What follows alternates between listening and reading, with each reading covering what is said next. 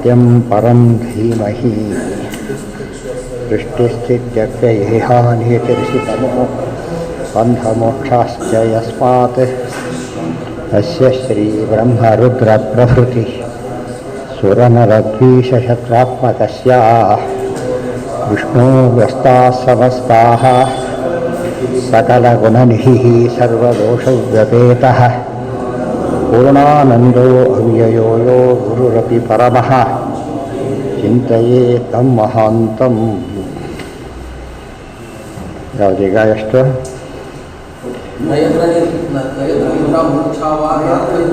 ಶ್ಲೋಕ ನಂಬರ್ ಹೇಳ್ಬಿಡು.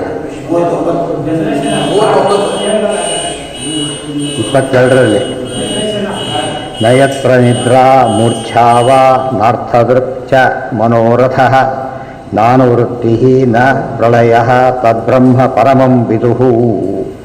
ಯತ್ರ ನಿದ್ರಾ, ಎಲ್ಲಿ ನಿದ್ದೆ ಇಲ್ಲ, ಮೂರ್ಛೆ ಇಲ್ಲ, ಮತ್ತು ನ ಅರ್ಥದೃಕ್, ಅನರ್ಥ ಮತ್ತು ಬೇರೆ ಪದಾರ್ಥಗಳು ಕಾಣೋದಿಲ್ಲ, ಮನೋರಥ ಯಾವ ಬೇಕೇನು ಈಡೇರದೆ ಇರೋದಿಲ್ಲ, ಅನುವೃತ್ತಿ ವಾಪಸ್ ಬರೋ ಪ್ರಸಂಗ ಇಲ್ಲ, ಪ್ರಳಯ ಇಲ್ಲ, ತದ್ಬ್ರಹ್ಮ ಪರಮಂ ವಿದುಃ, ಅದು ಪರಮಾತ್ಮನ ಸ್ವರೂಪ ಮತ್ತು ವೈಕುಂಠ ಲೋಕದ ಹಿರಿಮೆ, ವೈಕುಂಠ ವರ್ಣನೆ. ಅನುವೃತ್ತಿ ರೀತಿ ಪ್ರಾಜ್ಞೈ ಜೀವನ್ಮುಕ್ತಿರಿದೀರ್ಯತೆ ಇತಿ ಶಬ್ದ ನಿರ್ಣಯ. ಇದೊಂದು ವಿಶೇಷ ಅಂಶ ಇದೆ ಇಲ್ಲಿ, ಎರಡಿದು. ಒಂದು ಮುಕ್ತಿ, ಅದಕ್ಕಿಂತ ಮುಂಚೆ ಜೀವನ್ಮುಕ್ತಿ ಅಂತ ಕರೀತಾರೆ. ಅನುವೃತ್ತಿ ಅಂದರೆ ಜೀವನ್ಮುಕ್ತಿ. ಜೀವನ್ಮುಕ್ತಿ ವ್ಯವಸ್ಥೆಯಲ್ಲೂ ಕೂಡ ಹಾಗೆ ಇರ್ತಾರೆ, ಅಪರೋಕ್ಷ ಜ್ಞಾನಿ ಕೂಡ ಹಾಗೆ ಇರ್ತಾರೆ. ಭಾಳ ಮುಖ್ಯವಾದ ಅಂಶ ಇದು. ಅಪರೋಕ್ಷ ಜ್ಞಾನಿ ಮುಕ್ತನಿದ್ದ ಹಾಗೆ ಇರ್ತಾನೆ, ಆದರೆ ಇನ್ನೂ ಲಿಂಗದೇಹ ಇದೆಲ್ಲ ಹೋಗಿಲ್ಲ, ದೇಹ ಬಿಟ್ಟಿಲ್ಲ, ಅವೆಲ್ಲ ಫಾರ್ಮ್ಯಾಲಿಟಿ ಅಷ್ಟೇ ಹೊರತು ಅದು ರಿಸಲ್ಟ್ ಬಂದು ಎಲ್ಲ ಬಂದು ಏನು ಇದಂತೀವಲ್ಲ, ಕಾನ್ವೊಕೇಶನ್ ಆಗಿಲ್ಲ ಅಂತೀವಲ್ಲ, ಹಾಗೆ ಅದು ಅಶ್ಯೂರ್ಡ್, ಅದೇನು ಪ್ರಶ್ನೆ ಇಲ್ಲೇ ಇಲ್ಲ. ಅದು ಕಡೆ ಇಲ್ಲ, ಪ್ರಾರಬ್ಧ ಇರುತ್ತೆ. ಇನ್ನು ಇದ್ದರೂ ಕೂಡ ಅವನಿಗೇನಾಗುತ್ತೆ, ಅದು ಒಳಗೆ ನಮಗೆ ಹೊರಗೆಲ್ಲ ಅನುಭವ ಒಳಗೆ ಕಾಣಿಸೋದಿಲ್ಲ. ಇವತ್ತು ರಾಯರಿಗೇನೆ ಒಬ್ಬನ ಮೇಲೆ ನೋಡ್ಲೊಟ್ಟಕ್ಕೆ ಹಾಕಿ ಕಾಣ್ರಿ, ಒಳಗಡೆಗೆ ಅವರು ಇದಕ್ಕೆ ಅವನೊಂದು ದುಃಖ ಬರಲಿಲ್ಲ. ಅದು ಭಾಳ ಮುಖ್ಯ. ಅದು ಜ್ಞಾನಿಗಳಿಗೆ ಮೇಲೆ ದುಃಖ ಆದರೂ ಕೂಡ ಒಳಗೇನಾಗೋದಿಲ್ಲ, ಒಳಗೆ ಸುಖದ ಎಫೆಕ್ಟ್ ಇರುತ್ತೆ. ಮತ್ತು ಮುಂದೆ ಆನಂದ ವೃದ್ಧಿಗೂ ಪ್ರಾರಬ್ಧ ದುಃಖಾನುಭವ ಕೂಡ ಮುಂದೆ ಪ್ಲಸ್ ಪಾಯಿಂಟ್ ಅವರಿಗೆ, ಗೊತ್ತಾಯ್ತಿಲ್ಲ. ಅನುವೃತ್ತಿ ಇಷ್ಟೊತ್ತು ಹೇಳಿದೆ, ಅದ ಸ್ಥಿತ ಪ್ರಜ್ಞೆ ಅಂದ್ರೆ ಒಂದೇ, ಜೀವನ್ಮುಕ್ತ ಅಂದ್ರೆ ಒಂದೇ, ಅದೇ ಮತ್ತೆ ಬೇರೆ ಹೇಳಬೇಕಾಗಿಲ್ಲ.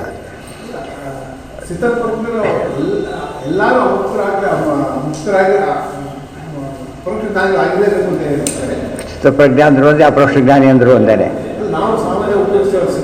ಅಲ್ಲ ಅಲ್ಲ ಸ್ಟ್ರಿಕ್ಟ್ಲಿ ಸ್ಥಿತಪ್ರಜ್ಞೆ ಅಂದರೆ ಅಪರೋಕ್ಷ ಜ್ಞಾನಿ ಅಂತಾನೆ ಅರ್ಥ, ಗೊತ್ತಾಯ್ತು, ಬೇರೆ ಇಲ್ಲೇ ಇಲ್ಲ. ತತ್ವಂ ನರೇಂದ್ರ ಜಗತಾಮಯ, ಹೌದೌದು ಪರ್ಯಾಯ ಪದನೇ. ಅಪರೋಕ್ಷ ಜ್ಞಾನಿ, ಸ್ಥಿತಪ್ರಜ್ಞಾ, ಬ್ರಹ್ಮಜ್ಞಾನಿ ಇವೆಲ್ಲ ಒಂದೇ ರೀತಿ ಪದಗಳು. ಜೀವನ್ಮುಕ್ತ ಅವೆಲ್ಲ ಅದೇ. ತತ್ವಂ ನರೇಂದ್ರ ಜಗತಾಪಥತಸ್ತುಷಾಂಚ ದೇಹೇಂದ್ರಿಯಾಸು ಶಿಷಣಾತ್ಮಭಿರಾವೃತಾನಾಂ ಯಕ್ಷೇತ್ರವಿತ್ವಂ ಅನಯೋರ್ಹೃದಿ ವಿಶ್ವದಾಧಿಃ ಪ್ರತ್ಯಕ್ಷಕಾಸ್ತಿ ಭಗವಾನ್ ತಮವೈಃ ಸೋಸ್ಮಿ. ತತ್ವಂ ನರೇಂದ್ರ, ತತ್ವಂ ನರೇಂದ್ರ, ತತ್ವಂ ಅಲ್ಲ ತತ್ವಂ. ಆದ್ದರಿಂದ ರಾಜ ಜಗತಾಮಥ ತಸ್ತುಷಾಂಚ, ಜಗತಾಮ್ ಅಂದರೆ ಜಂಗಮ ಪದಾರ್ಥಗಳು, ಚೇತನಗಳು. ತಸ್ತುಷಾಮ್ ಅಂತ ಹೇಳಿದರೆ ಜಡ ಪದಾರ್ಥಗಳು. ದೇಹೇಂದ್ರಿಯಾಸು ಶಿಷಣಾತ್ಮಭಿರಾವೃತಾನಾಂ, ಇವಕ್ಕೆಲ್ಲ ಏನು ಕವರಿಂಗ್ ಇದೆ ಚೇತನರಿಗೆ? ದೇಹ, ಇಂದ್ರಿಯ, ಅಸು ಪ್ರಾಣಗಳು, ಧಿಷಣ ಬುದ್ಧಿ, ಆತ್ಮ ದೇಹ, ಇವೆಲ್ಲವೂ ಕೂಡ ಮೇಲೆ ಕವರಿಂಗ್ ಇದ್ದಾಗಿದೆ. ಯಕ್ಷೇತ್ರವಿತ್ ತ್ವಂ ಅನಯೋಹೋ ಹೃದಯ ವಿಶ್ವದಾಧಿ, ಇದೆಲ್ಲ ಇದು ಕ್ಷೇತ್ರ. ಇದು ಸರಿಯಾಗಿ ಅರ್ಥ ಮಾಡ್ಕೊಂಡ್ಬಿಟ್ರೆ, ದೇಹ ಅಂತ, ಆತ್ಮ ಅಂದರೆ ದೇಹ, ಮನಸ್ಸು, ಬೇಕಾದಷ್ಟು ಅರ್ಥ ಇದೆ. ಪರಮಾತ್ಮ, ಜೀವಾತ್ಮ, ಇಲ್ಲಿ ತಗೋಬೇಕಾದ ಹಾಗೆ. ಪ್ರತ್ಯಕ್ಷಕಾಸ್ತಿ ಭಗವಾನ್ ತಮವೈಃ ಸೋಸ್ಮಿ. ಒಳಗಡೆ ಪರಮಾತ್ಮ, ಒಳಗಡೆ ಅಂತರ್ಯಾಮಿಯಾಗಿದ್ದಾನೆ, ಅವನನ್ನು ನಾವು ತಿಳ್ಕೊಬೇಕು. ಏನಂತ? ಸೋಸ್ಮಿ, ಅವನು ಸಾರಭೂತನಾದವನು, ನಾನೇ ಅವನು ಅಂತ ಅರ್ಥ ಅಲ್ಲ ಅಂತ ತಿಳ್ಕೊಡ್ಬೇಕು. ಸಹ ಅಸ್ಮಿ, ಅವನು ನಾನು. ಅಹಂ ಬ್ರಹ್ಮಾಸ್ಮಿ, ಅಹಂ ನಾನು, ಸೋಹಮಸ್ಮಿ, ಇವೆಲ್ಲ ಒಂದೇ ರೀತಿ ಅರ್ಥ ಕೊಡೋ ಪದಗಳು. ಆದರೆ ಉಪಾಸನೆ ಮಾಡಬೇಕಾದ್ರೆ ಅದು ಅರ್ಥ ಹೇಳಿದ್ವಿ. ಎಲ್ಲರೂ ಅದನ್ನ ಅಪಾರ್ಥ ಮಾಡಿಕೊಂಡು ನಾನೇ ಅವನು ಅಂತ ತಿಳ್ಕೊಬೇಕು, ಹಾಗಲ್ಲ. ಅಲ್ಲ, ಅವನು ಶ್ರೇಷ್ಠ, ಅವನ ಅಧೀನನಾಗಿ ನಾನಿದ್ದೇನೆ ಅಷ್ಟೇ. ಸರ್ವಸತ್ತಾ ಪ್ರದತ್ವಾತ್ತು ಸರ್ವತತ್ವಂ ಹರಿಹಿ ಸ್ಮೃತಃ ಸರ್ವತ್ರ ವಿತತತ್ವಾದ್ವಾ ಸೋಹಂ ತ್ವಮಿತಿ ಚೋಚ್ಯತೆ ಸರ್ವಾಂತರ್ಯಾಮಕತ್ವಾತ್ತು ನತೀವಾತ್ಮತೋ ಹರಿಹಿ ಇದು ತತ್ವನಿರ್ಣಯ. ನಾರದನೇನು ಹೇಳಿದರು? ಸೋಸ್ಮಿ ಅಂತ ತಿಳ್ಕೊಬೇಕು ಅಂತ ಹೇಳಿದರು. ನಾರದರು ನಾನೇ ಅವನು ತಿಳ್ಕೊಬೇಕು ಹೇಳೋ ಅರ್ಥ ಅಲ್ಲ, ಈ ಅರ್ಥ ಅಂತ ಹೇಳ್ತಾರೆ. ಏನದು? ಸರ್ವಸತ್ತಾ ಪ್ರತತ್ವಾತ್ತು ಸರ್ವತತ್ವಂ ಹರಿಸ್ಮೃತಃ. ಎಲ್ಲ ಪ್ರಾಣಿ ಎಲ್ಲ ವಸ್ತುವಿನ ಎಲ್ಲ ರೀತಿಯ ಸ್ವಾಮಿತ್ವ ಭಗವಂತನಿಗಿರೋದ್ರಿಂದ ಎಲ್ಲ ಅವನೇ ಅಂತ ಕರೀತಾರೆ. ಸರ್ವತ್ರ ವಿತತತ್ವಾದ್ವಾ ಸರ್ವತ್ರ ವ್ಯಾಪ್ತನಾಗಿದ್ದಾನೆ, ಎರಡನೇ ಕಾರಣ. ಸೋಹಂ ತ್ವಮಿತಿ ಚೋಚ್ಯತೆ, ಅದಕ್ಕೆ ಸೋಹಂ ತ್ವಂ ಈ ಮಾತುಗಳನ್ನು ಹೇಳ್ತಾರೆ. ಅಹಂ ಬ್ರಹ್ಮ ನೀನು ಬ್ರಹ್ಮ, ನಾನು ಬ್ರಹ್ಮ ನೀನು ಬ್ರಹ್ಮ ಅಂದರೆ ನಾನು ಪರಮಾತ್ಮನ ಅಧೀನ ನೀನು ಪರಮಾತ್ಮನ ಅಧೀನ ಅಂತ ಅರ್ಥ. ನಾವಿಬ್ಬರು ಕೂಡ ಮೈಸೂರಿಗೆ ಹೋಗೋರೆ, ನಾವಿಬ್ಬರು ಕೂಡ ಇದಕ್ಕೆ ಹೋಗೋರೆ ಅಂತ ಹೇಳೋದಿಲ್ಲ. ಅದನ್ನು ಶಾರ್ಟಾಗಿ ಹೇಳಿದ್ರೆ ಯಾರಪ್ಪ ನಾನು ಮೈಸೂರು ಅಂತ ಅನ್ಕೊನಿ ಬರ್ತಾ ಏನಂದು ಬಿಡ್ತಾರೋ ನಾನು ಮೈಸೂರೇ ಹೇಳ್ತಾರೆ. ಮಾತಾಡ್ತಾ ಮೊದಲೇನು ಹೇಳ್ತಾರೆ, ನಾನು ಮೈಸೂರಿಗೆ ಹೋಗೋಣ ಅಂತ ಹೇಳ್ತಾರೆ. ನಾನು ಮೈಸೂರಿಗೆ ಹೋಗಬೇಕಾಗಿದೆ ಅಂತ ಹೇಳ್ತಾರೆ. ಇನ್ನೊಬ್ರು ಕೇಳ್ತಾರೆ ನಾನು ಮೈಸೂರಿಗೆ ಹೋಗಿ, ಮೂರನೇ ಕೇಳಿದ್ರೆ ನಾನು ಮೈಸೂರು, ಆಮೇಲೆ ನಾನು ಮೈಸೂರೇ ಬರ್ತಾ ಏನಂದು ಬಿಡ್ತಾರೋ ನಾನು ಮೈಸೂರೇ, ನಾನು ಅವನೇ. ಇದೆಲ್ಲ ಸಹಜವಾದ ಮಾತುಗಳು, ವ್ಯಾಪಾರ್ಥ ಮಾಡ್ಕೊಂಡ್ಬಿಟ್ರಿ ಅವರು. ಸರ್ವತ್ರ ವಿತತದ್ವಾದ್ವಾ ಸೋಹಂ ತ್ವಮಿತಿ ಚೋಚ್ಯತೆ ಸರ್ವಾಂತರ್ಯಾಮಕತ್ವಾತ್ತು ನಾ ಜೀವಾತ್ಮತ್ವತೋ ಹರಿಹಿ. ಆದ್ದರಿಂದ ಐಕ್ಯ ದೃಷ್ಟಿಯಿಂದ ಹೇಳಲಿಲ್ಲ ಮಾತನ್ನು. ದೇವರ ಅಧೀನದಲ್ಲಿ ಇದ್ದೇವೆ, ಎಲ್ಲರೂ ಕಾಮನ್. ನಾನು ಇಂಡಿಯನ್ನೇ, ಬರ್ತಾ ಇಂಡಿಯಾನೇ ಆಗಿಬಿಡ್ತಾನೆ ಕೊನೆಗೆ. ನಾನು ಇಂಡಿಯಾನೇ ನೀನು ಇವನೇನೆ ಅಂತ ಬರ್ತಾ ದೇಶದ ಹೆಸರನ್ನು ಹೆಮ್ಮೆಯಿಂದ ತಾನೇ ಅಂತ ಐಡೆಂಟಿಫೈ ಮಾಡ್ತಾರೆ. ಇದು ಅಹಂಕಾರ ಅಲ್ಲ, ಇದು ವಿನಯ. ನಾನು ಸೇರಿದವನು ಅಂತ ಎಚ್ಚರ ಇದೆ ಒಳಗಡೆಗೆ ಅವನಿಗೆ. ಅನಯೋಹೋ ಸ್ಥಾವರ ಜಂಗಮಯೋರ್ಮಧ್ಯೆ ಯೋಕೋ ಏಕೋ ಜೀವ ವಿಶ್ವಗಾಸಿ ನಾನಾ ದುಃಖ ಸನ್. ಈ ಜಡ ಚೇತನಗಳಲ್ಲಿ ಜಡಕ್ಕೆ ದುಃಖ ಇಲ್ಲ. ಯಾಕೆ? ನಾನೇ ಇಲ್ಲ. ದೇವರಿಗೆ ದುಃಖ ಇಲ್ಲ, ಪರಿಪೂರ್ಣ. ಬುಡಿದವ್ರಿಗಿಬ್ಬರೇ, ಹುಡುಗದಲ್ಲಿ ಸಿಕ್ಕಿದ್ದಾರೆ ಜೀವ.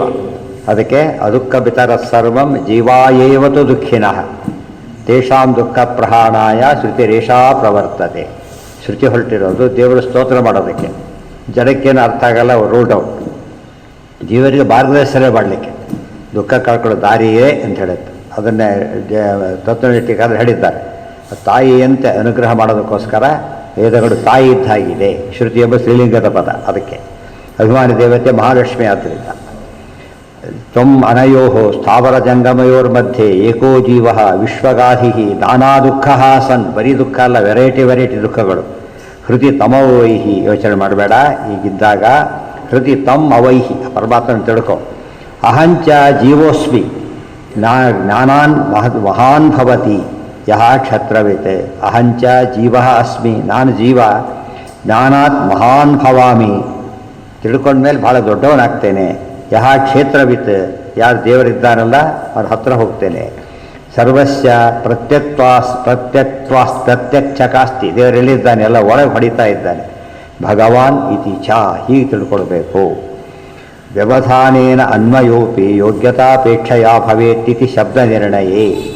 ಅಭಿಮಾನಸ್ತು ಅಹಂಕಾರ ಆತ್ಮಾಚೈತ್ಯಭಿಧೀಯತೆ ಇತಿ. ಅಭಿಮಾನ ಅಹಂಕಾರ ಇವೆಲ್ಲವಕ್ಕೂ ಕೂಡ ಆತ್ಮ ಅಂತಲೂ ಹೆಸರಿದೆ ಅಂತೇಳಿ ಅದೊಂದು ಅರ್ಥನೂ ಇದೆ. ಆತ್ಮ ಶಬ್ದಕ್ಕೆ ಅಹಂಕಾರ ಅಂತ ಅರ್ಥ ಇದೆ, ಅಭಿಮಾನ ಅಂತಲೂ ಅರ್ಥ ಇದೆ. ಪ್ರಸಂಗ ನೋಡಿ ಹೇಳಬೇಕು. ವ್ಯವಧಾನೇನ ಅನ್ವಯೋಪಿ, ನೋಡಿ ಹರಿ ಶಬ್ದಕ್ಕೆ ಕಪಿ ಅಂತಲೂ ಅರ್ಥ ಇದೆ, ಕುದುರೆ ಅಂತ ಅರ್ಥ ಇದೆ. ಗೊತ್ತಾಯ್ತಾ? ಹರಿದೇವ ಪರದ ಅವನ ಅರ್ಥ ಮಾಡ್ತೀವ, ಅದು ನಾ ದೇವರು ಅಂತ ಅರ್ಥ. ಅಭಿಮಾನಸ್ತು ಅಹಂಕಾರ ವ್ಯವಧಾನೇನ ಅನ್ವಯೋಪಿ ಯೋಗ್ಯತಾಪೇಕ್ಷೆಯ ಭವೇತ್. ವ್ಯವಧಾನೇನ ಅನ್ವಯ. ರಾವಣಂ ಅಹನ, ಸರಿಯಾಗಿದೆ. ರಾಮನು ರಾವಣನನ್ನು ಕೊಂದನು. ಅಹನತ್ ರಾವಣಂ ರಾಮ. ನಾವು ಹಿಂದೂ ಮುಂದೆ ಓದ್ಕೊಂಡ್ರೆ ಏನು ಗೊತ್ತಾಗೋದಿಲ್ಲ. ಕೆಲವೊಮ್ಮೆ ಡೈರೆಕ್ಟ್ ಮೊದಲೇ ಬರಬೇಕು ಅಂತಿಲ್ಲ. ವ್ಯವಧಾನೇನ, ಅವ್ಯವಧಾನ ಅಂದರೆ ಇಮಿಡಿಯೇಟ್, ವ್ಯವಧಾನ ಅಂದರೆ ವಿತ್ ಮೀಡಿಯೇಷನ್.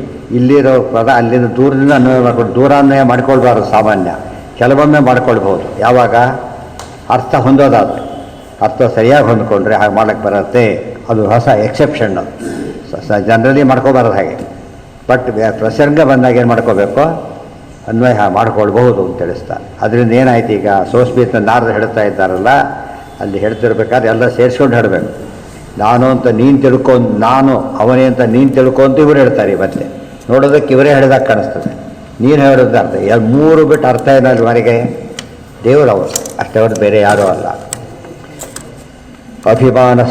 ಅಸ್ಮಿನ್ನಿದಂ ಸದಸದಾತ್ಮತಯಾ ವಿಭಾತಿ ಮಾಯಾ ವಿವೇಕ ವಿಧುತಿ ಸೃಜಿ ವಾ ಅಹಿ ಬುದ್ಧಿ ತಂ ನಿತ್ಯಮುಕ್ತಮರಿಶುದ್ಧ ವಿಬುದ್ಧ ತತ್ವಂ ಪ್ರತ್ಯೂಢ ಕರ್ಮ ಕಲಿಲ ಪ್ರಕೃತಿಂ ಪ್ರಪದ್ಯೇ.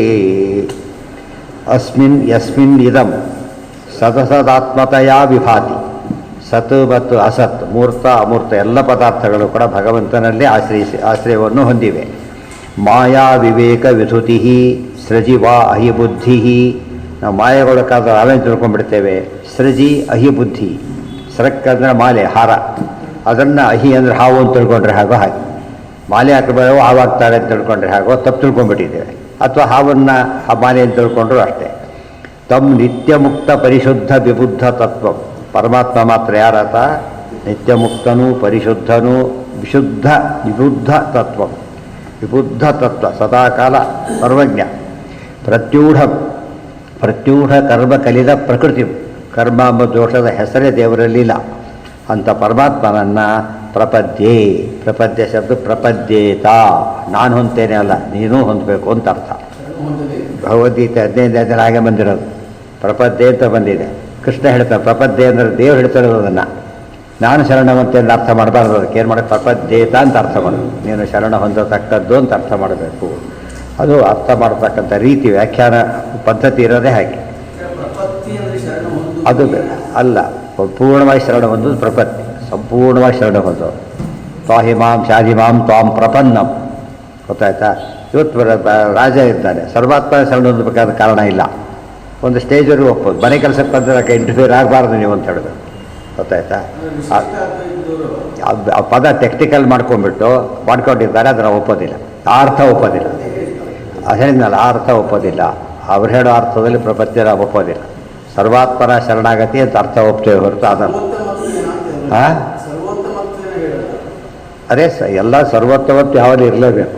ಅವ್ರು ಒಂದು ಸರ್ತಿ ಪೂರ್ತಿ ಒಪ್ಕೊಂಡ್ಬಿಟ್ರೆ ಅವ್ರು ಫೈನಲ್ ಇರುತ್ತೆ. ಹಾಗಲ್ಲ, ಅದು ಅಪರೋಕ್ಷ ಜ್ಞಾನ ಅವೆಲ್ಲ ಬೈಪಾಸ್ ಮಾಡ್ದಂಗೆ ಆಗತ್ತೆ. ಅವ್ರ ಟೆಕ್ನಿಕಲ್ ಮೀನಿಂಗ್ ಹೇಳಿದ ವ್ಯಾವಹಾರಿಕ ಸತ್ಯ. ಅವ್ರು ಮಿಥ್ಯಾ ಶಬ್ದಕ್ಕೆ ಏನಂತ ಅರ್ಥ ಇಟ್ಕೊಂಡ್ರು ಅಂತ ಇಟ್ಕೊಂಡು, ಸುಳ್ಳಲ್ಲ ವ್ಯಾವಹಾರಿಕ ಸತ್ಯ ಅಂತ ಇಟ್ಕೊಂಡ್ರು ಅಷ್ಟು. ಅವ್ರು ಇಟ್ಕೊಂಡ ಅರ್ಥ ಡಿಕ್ಷನರಿಲಿ ಅರ್ಥ ಇಲ್ಲ. ಅದಕ್ಕೆ ಪ್ರಪತ್ತಿ ಶಬ್ದಕ್ಕೆ ಸಂಪೂರ್ಣ ಶರಣಾಗತಿ ಅಂತ ಅರ್ಥನೇ ಹೊರತು ಟೆಕ್ನಿಕಲ್ ಮೀನಿಂಗ್ ಸೇರಿಸಿದ್ರೆ ಅದು ಅವ್ರದ್ದೇ, ಇದಲ್ಲ. ಈ ಕಾರಣದ ಅನುಮಾನ ಶಬ್ದ ಇದೆ, ಸಂಶಯ ಅಂತ ಅರ್ಥ ಬಂತು. ಶಬ್ದ ಅದೇ, ಅದು ಅರ್ಥ ಬೇರೆ ಬರ್ತದೆ. ಹಾಗೆ ಇಟ್ಕೋಬಾರ್ದು. ಈಗ ಸಾಮಾನ್ಯ ಆಗಮಗಳು ಅಂದರೆ ಪಂಚರಾತ್ರ ಆಗಮ, ಪೂಜಾ ಪದ್ಧತಿ ಅಂತ ಆಗಿಬಿಡುತ್ತೆ. ಆಗಮ ಶಬ್ದದ ನಿಜವಾದ ಅರ್ಥ ಏನು? ಶಾಸ್ತ್ರ ಅಷ್ಟೇ. ತಮ್ಮ ನಿತ್ಯ ಮುಕ್ತ ಆಗಮೋಕ್ತ ಪದ್ಧತಿಯಲ್ಲಿ ಮಾಡ್ತೀವಿ ಅಂತ ಯಾತಕ್ಕಂದ್ರೆ ಶಾರ್ಟ್ ಮಾಡಿ ಶಾಸ್ತ್ರೋಕ್ತವಾದ ರೀತಿಯಲ್ಲಿ ಮಾಡ್ತೀವಿ ಅನ್ನೋದು ಆಗಮ ಅಂತ ಪದ ಬಂದ್ಬಿಟ್ಟು ಕೊನೆಗೆ ಅದು ಎಲ್ಲಿ ಬಂತು? ಪೂಜೆಗೆ ಪಂಚರಾತ್ರ ಆಗಮ ಭಾರಿ ಶ್ರೇಷ್ಠ. ಆ ಪದ್ಧತಿ ಕೊನೆಗೆ ಆಗಮ ಅಂದರೆ ಗೊತ್ತಾರ್ದಷ್ಟು ದೂರ ಹೋಗ್ಬಿಡುತ್ತೆ. ಹಾಗಾಗತ್ತೆ, ತಪ್ಪದು. ಎಲ್ಲ ಶಾಸ್ತ್ರಗಳು ಏನಂತ ಆ ಸಮ್ಯಕ್ ಗಮಯತಿ, ಅದಕ್ಕೆ ಅರ್ಥ ಆ ಗಮಯತಿ. ನಮಗೆ ಗೊತ್ತಿಲ್ಲದನ್ನು ಕೂಡ ತಿಳಿಸ್ಕೊಡುತ್ತಾದ್ರಿಂದ ಚೆನ್ನಾಗಿ ಅದಕ್ಕೆ ಏನಂತ ಕರೀತಾರೆ? ಆಗಮ. ಯಸ್ತು ಯತ್ ಸ್ವರೂಪತಯ ಘಾತಂ ಅಜ್ಞಾನಾಂ ಗಗನಾಧಿಕಂ ವಿವೇಕಜ್ಞಾನಿನಾಂ ರಾಜ್ಯೌ ಸರ್ಪಂ. ಸರ್ಪ ಎಲ್ಲಿದೆ? ಸರ್ಪಭ ಅಲ್ಲ, ಸರ್ಪಮಾವದ್ವಿಧೂಯತೆ ತನ್ನಿತ್ಯ ಮುಕ್ತ ಭಾವೇನ ನಿರಸ್ತ ಪ್ರಕೃತಿಂ ಭಜೇತಿ ಜ್ಞಾನ ವಿವೇಕೆ. ಇಲ್ಲೇನು ಪ್ರಶ್ನೆ ಬಂತು? ಒಂದು ಸೃಜಿ ಅಹಿಬುದ್ಧಿ. ಇರೋದು ಹಾರ, ತಿಳ್ಕೊಂಡಿದ್ದೇನಂತ ಹಾವು, ಅಥವಾ ಇನ್ನೊಂದೇನು ರಜ್ಜು ಸರ್ಪ. ಇರೋದು ಹಗ್ಗ, ತಿಳ್ಕೊಂಡಿದ್ದು ಹಾವು ಅಂತ. ಶಶವಿಷಾಣ ಇರೋದೇನೋ, ಇರೋದು ಕಪ್ಪೆ ಚಿಪ್ಪು. ತಿಳ್ಕೊಂಡಿದ್ದೇನವನು ಬಲ, ಅದು ತಿಳ್ಕೊಂಡಿದ್ದೇನವನು ಅದಕ್ಕೆ ಕೋಡಿದೆ ಅಂತ ತಿಳ್ಕೊಂಡ. ಶಶವಿಷಾಣ ಶುಕ್ತಿ ರಜತ. ನಾವು ದೃಷ್ಟಾಂತ ನಾವು ಕೊಡ್ತೇವೆ, ಅವರು ಕೊಡ್ತಾರೆ. ಅವ್ರು ಕೊಡ್ಬೇಕಾದ್ರೆ ಯಾವ ಅರ್ಥದಲ್ಲಿ ಕೊಡ್ತಾರೆ? ಅದನ್ನ ಮಿಥ್ಯಾ ಅಂತ ಹೇಳೋದಕ್ಕೆ. ನಾವು ಕೊಡೋದು ಅದಕ್ಕೋಸ್ಕರ ತಪ್ಪು ತಿಳ್ಕೊಬಾರ್ದು ಅಂತ ಅಷ್ಟೇ ಹೊರತು ಏನಲ್ಲ ಅದಕ್ಕೆ. ಅದು ತಪ್ಪು ತಿಳುವಳಿಕೆ ಎಕ್ಸಾಂಪಲ್ಲೇ ಹೊರತು ಅದು ಇದು ಸುಳ್ಳು ಅಂತ ಹೇಳಿದ ಎಕ್ಸಾಂಪಲ್ ಅಲ್ಲ. ಅದು ಹೇಳಿಲ್ಲ. ಆ ರೀತಿ ವಿಷಯ ಕೊಟ್ಟಿದ್ದಿಲ್ಲ, ಬೇರೆ ಕನ್ವೆ ಮಾಡ್ಕೊಂಡ್ರೆ ಹಾಗೆ ಮಾಡ್ಕೋಬಾರ್ದು. ನಮ್ಮಲ್ಲಿ ಏನಾಗಿ ಆ ಥರ ಭ್ರಮೆ ಇದೆ ನಮಗೆ. ನಾನೇ ಮಾಡ್ತೇನೆ ಭ್ರಮೆ. ನಿಜವಾಗ್ಲೂ ಏನದು? ಇವತ್ತು ಆ್ಯಕ್ಚುಲಿ ಬರ್ತಾನೆ ಸರ್ಟಿಫಿಕೇಟ್ ಕೊಡ್ತಾನೆ. ನಾನು ಕೊಟ್ಟೆ ಅಂತ ಹೇಳೋದು, ಸರ್ಕಾರ ಕೊಡ್ತು ಅಂತ ಹೇಳ್ತಾರೆ. ನಾನು ಕೊಟ್ಟೆ ಅಂತ ಹೇಳಬಾರ್ದು ಅಂತ ಗೊತ್ತಾಯ್ತು. ಹೇಳಿದ ತಪ್ಪು ಅಪರಾಧ ಆಗಿರೋ ಸಿಕ್ಕಾಕೊಡಿ ಬಾ ಅಂತ ಹೇಳಿ. ಯಾಕೆ ಕೊಟ್ಟಿ ಅಂತ ಕೇಳ್ತಾನೆ. ತಪ್ಪು ಮಾಡಿದಾಗ ಅವ್ನು ಕೊಟ್ಟಿದ್ದು ಅಫೆನ್ಸ್. ಅವನು ರೂಲ್ಸ್ ಪ್ರಕಾರ ಬಂದಾಗ ಅವ್ನು ಮಾಡಿದ್ದಲ್ಲ. ಅವ್ರ ವ್ಯವಸ್ಥೆ ಮಾಡಿರೋದು. ನಭ್ರಾಂತಿರ್ ಜಗತ್ತೋ ದೃಷ್ಟಿ, ಅದಕ್ಕೆ ಆಚಾರ್ಯ ಹೇಳ್ತಾರೆ ಮಿಥ್ಯಾ ಅಂತ ಅರ್ಥ ಮಾಡ್ಕೊಂಡಿದ್ದ ಅರ್ಥ ಅಲ್ಲ ಅಂತ ಹೇಳಿದ್ರು. ಮತ್ತೆ ಈಗ ಪ್ರಸಂಗ ಬಂತು ಅಂತ ಏನು ತಿಳ್ಕೊಬಾರ್ದು, ಆ ರೀತಿ ತಿಳ್ಕೊಬಾರ್ದು. ಸ್ವಪ್ನ ದೃಷ್ಟ ಅಂತ ಕೊಡ್ತರು, ಸುಳ್ಳು ಅಂತ ಹೇಳೋದಕ್ಕೆ ಕೊಟ್ಟಿಲ್ಲ ಅದನ್ನು, ಅನಿತ್ಯ ಅಂತ ಹೇಳೋದಕ್ಕೆ ಕೊಟ್ಟಿರೋರು. ಇವರೇ ಯಾವುದಕ್ಕೆ ಉಪಯೋಗ ಮಾಡಿದಾರೆ ಅದನ್ನು, ಸುಳ್ಳು ಅಂತ ಹೇಳೋದಕ್ಕೋಸ್ಕರ. ಆ ಬಂದೇ ಇಲ್ಲ. ಭ್ರಾಂತಿರ್ ಜಗತ್ತೋ ದೃಷ್ಟಿ ನ ಭ್ರಾಂತಿರ್ ಹರಿದರ್ಶನಂ ಅನ್ಯೋನ್ಯಾತ್ಮತೆಯ ದೃಷ್ಟಿ ಭ್ರಾಂತಿರಿತ್ಯವಧಾರ್ಯತಾಂ ಇತಿ ಚ. ಎಷ್ಟು ಸ್ಪಷ್ಟ ಹೇಳ್ತಾರೆ. ನಾ ಭ್ರಾಂತಿ ಜಗತಃ ದೃಷ್ಟಿ, ಜಗತ್ತನ್ನೇ ನೋಡ್ತೇವೆ ನಾವು, ವಿಶ್ವ ಇದೆ ಅಂತೇಳಿ ಅದು ಭ್ರಾಂತಿ ಅಲ್ಲ. ಅದೇ ರೀತಿ ದೇವ್ರನ್ನೇನು ನೋಡ್ತೇವೆ ನಾವು, ಅದು ಭ್ರಾಂತಿ ಅಲ್ಲ. ವೆಂಕಟೇಶ್ ದೇವರು ನೋಡಿದ, ದೇವ್ರು ನೋಡಿದೆ ಅಂತ ಹೇಳಿದ, ಉಡುಪಿ ಕೃಷ್ಣ ನೋಡಿದೆ ಅಂತ ಹೇಳಿದ. ಆ್ಯಕ್ಚುಲಿ ಏನದು, ಅವ್ನು ನೋಡಿದ ವಿಗ್ರಹ ಅಷ್ಟೇ. ಹೋದ ಅಪೃಷ್ಣಾನಿ ಏನಪ್ಪ ಅಂತ ಯಾರು ಕೇಳೋದಿಲ್ಲ, ಗೊತ್ತಾಯ್ತಾ? ಅವನು ನೋಡಿದೆ ಅಂತ ಪ್ರತಿಮೆಗೆ ಏನಂತ ಕರೀತಾರೆ ಅಷ್ಟೇ ಹೊರತು ಏನಲ್ಲ ಅದು, ನ ಪ್ರತೀಕೆ ನಹಿ ಸಹ. ಅದೇ ರೀತಿಯೇ ಅನ್ಯೋನ್ಯಾತ್ಮತೆಯ ದೃಷ್ಟಿ, ಅಭೇದ ತಿಳ್ಕೊಂಡ್ರೆ ಅದೇನಂತ ಕರೀತಾರೆ, ಭ್ರಾಂತಿ ಅಂತ ಕರೀತಾರೆ. ಪ್ರತಿಮೆನೇ ದೇವರು, ಭ್ರಾಂತಿ ಗೊತ್ತಾಯ್ತಾ? ಆ ರೀತಿ ತಿಳ್ಕೊ, ಪ್ರತಿಮೆಯಲ್ಲಿ ದೇವರಿದ್ದಾನೆ. ಅದು ಫೋಟೋ ನೋಡಿಬಿಟ್ಟು ನೋಡಿ ಗೊತ್ತಾಯ್ತು ಅಂತ ಹೇಳ್ತಾರೆ. ಅದು ಆ್ಯಕ್ಚುಲಿ ವ್ಯಕ್ತಿ ಅಲ್ಲದು. ಇದು ನೋಡೋದ್ರಿಂದ ಏನಾಯ್ತು ಅವ್ನಿಗೆ ಗೊತ್ತಾಗಲಿಕ್ಕೆ, ಅಥವಾ ಕಾಲ್ದಲ್ಲಿ ಹಿಡಿಬೇಕಾದ್ರೆ ಫೋಟೋ ಸಿಕ್ಕರು ಒಳ್ಳೆ ಕೆಲಸ ಆಗುತ್ತೆ.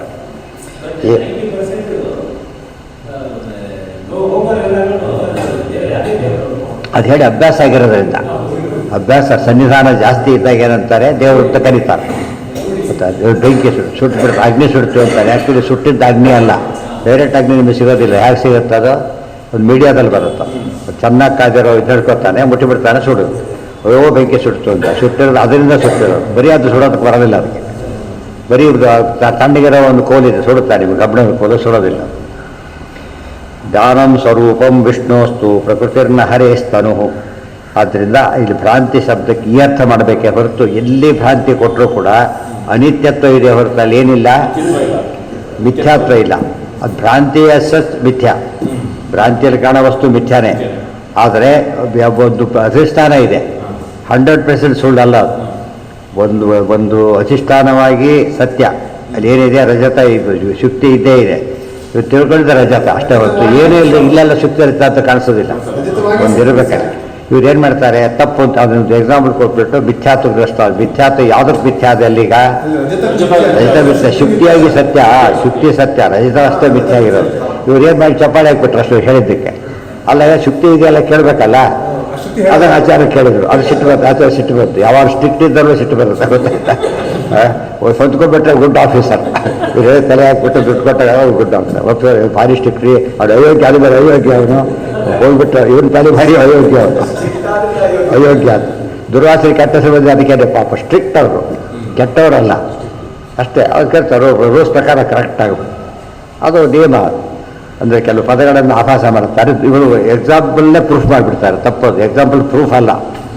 ಎಕ್ಸಾಂಪಲ್ ಯಾತಕ್ಕೋಸ್ಕರ ಕೊಡಬೇಕು, ಅರ್ಥ ಅದರಿಂದ ವಸ್ತು ಕ್ರಿಯೇಟ್ ಮಾಡಬಾರ್ದು. Example is no proof. ದೃಷ್ಟಾಂತ ಅಂಬದು ಎಂದು ಕೂಡ ಹೇತು ಅಲ್ಲ. ಅದು ಹೇತು ತೋರ್ಸಕ್ಕೆ ಒಂದು ಜಾಗ ಅಷ್ಟೇ. ಇದನ್ನೆಲ್ಲ ತಿಳ್ಕೊಂಡ್ಬಿಟ್ಟು ಎಲ್ಲ ಸ್ವರೂಪ ಚೇಂಜ್ ಆಗಿಬಿಡ್ತಾರೆ. ಇವರು ಅದನ್ನು ರೇಖಿಸೋದಕ್ಕೆ ಪ್ರವೋಕ್ ಮಾಡ್ತಾರೆ, ಅದು ತಪ್ಪದು. ಪ್ರವೋಕ್ ಮಾಡುತ್ತೆ ಶುರುವಾಗಿರ್ತಾನೆ, ಒಪ್ಪೋದಿಲ್ಲ ಅಂತ ಗಟ್ಟಿ ಮಾಡ್ಕೊಂಡ್ಬಿಡ್ತಾನೆ. ಆಗಲೇ ಸುಮ್ಮನೆ ಹೇಳಿದ್ರೆ ಒಪ್ಕೋತಾರೆ. ಯಾವಾಗ ಒಂದು ರೆಸಿಸ್ಟ್ ಮಾಡೋಕ್ಕೆ ಹೋಗ್ತಾನೆ, ಅದಕ್ಕೆ ಹಾಗೆ ಬರಲಿ ಹೊಡೆಯಕ್ಕೆ ಬಂದ ಕೈ ಗಟ್ಟಿ ಮಾಡ್ಕೊತಾನಲ್ಲ, ಹಾಗೆ ಸುಮ್ಮನೆ ಇದ್ರೆ ಆಗೋದಿಲ್ಲ. ಸುಮ್ಮನೆ ಓಡಾಡ್ತಾನೆ, ಬಿಟ್ಕೊತ ಓಡಾಡ್ತಾರ, ಹೊಡೆಯಕ್ಕೆ ಬಂದು ಜೋರು ಬರ್ತಾರೆ. ಅದು ತತ್ವೋಪದೇಶ ಮಾಡೋಕ್ಕಾರ ಪದ್ಧತಿ ತರಬಾರ್ದು. ಅದು ಯಾರು ತರ್ತಾರೆ ಅವ್ನು ಗೊತ್ತಾ, ಈ ಫಾರ್ವರ್ಸ್ ತರ್ತಾರೆ, ಅಲ್ಲಿ ಪ್ರಾಬ್ಲಮ್ ಬರುತ್ತೆ. ಅವ್ರು ಸುಮ್ಮನೆ ಆಗಿರುತ್ತೆ, ಇರೋವಾಗ ಕೂಯ್ಬಿಡೋದು. ಅವ್ರು ಯಾರು ಬಿಡಿದವ್ರು ಏನಾಗುತ್ತೆ ಅದರಿಂದ, ಅವನನ್ನಾಗ ಅವ್ರ ಉದ್ದೇಶ ಇರೋದೇ ಆಗುತ್ತೆ. ಕೆಲವು ಸಲ ಅಪರಾಧ ಮಾಡೋದೇ ಇವ್ರ ಮೇಲೆ ಭಕ್ತಿ ಅಲ್ಲ, ಇನ್ನೊಬ್ಬರನ್ನು ಬಿನ್ ಮಾಡಬೇಕು, ನೋಯಿಸಲು. ಆ ಬಂದ ಅವರು ಶಾಸ್ತ್ರ ಪ್ರವೇಶನೇ ಮಾಡಬಾರ್ದು. ಆ ಬುದ್ಧಿ ಇದ್ದವ್ರು ಏನು ಮಾಡಬೇಕು, ಈ ಫೀಲ್ಡ್ ಎಂಟರ್ ಆಗಬಾರ್ದು. ಮತ್ತು ಇದು ಎಂಟರ್ ಏನಿರಬೇಕು, ಅದರಲ್ಲಿ ಫುಲ್ ಪೇಷನ್ಸ್ ಇರಬೇಕು. ತತ್ವ ಅಷ್ಟೇ ದೃಷ್ಟಿ. ಸೋಲಿಗೆಲ್ಲೂ ಪ್ರಶ್ನೆ ಇಲ್ಲ. ವಾದ ಕಥೆಯಲ್ಲಿ ಏನು ಹೇಳ್ತಾರೆ, ತತ್ವನೇ ಅಷ್ಟೇ ಹೊರತು ಸೋತಾಗಿದ್ದ ಅಂತ ಹೇಳೋಕ್ಕೆ ಹೋಗಬಾರ್ದು. ಆ ಪದನೇ ಸರಿಯಲ್ಲ. ಆ ರೀತಿ ಮಾಡಿಕೊಂಡೇ ನಮ್ಮಲ್ಲಿ ಏನೇನೋ ಆಗೋಗ್ಬಿಟ್ಟು ಅದು ತುಂಬ ತಪ್ಪದು.